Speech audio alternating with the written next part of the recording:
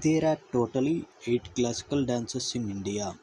That is, first one is Bharatanatyam. Bharatanatyam is a classical dance of Tamil Nadu. Kathak. Kathak is a classical dance of Uttar Pradesh.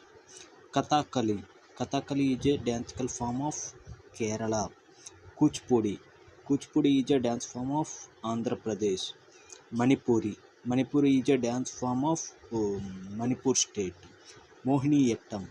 Mohiniyattam is a dance form of Kerala. Odissi. Odissi is a dance form of Odisha. Satriya.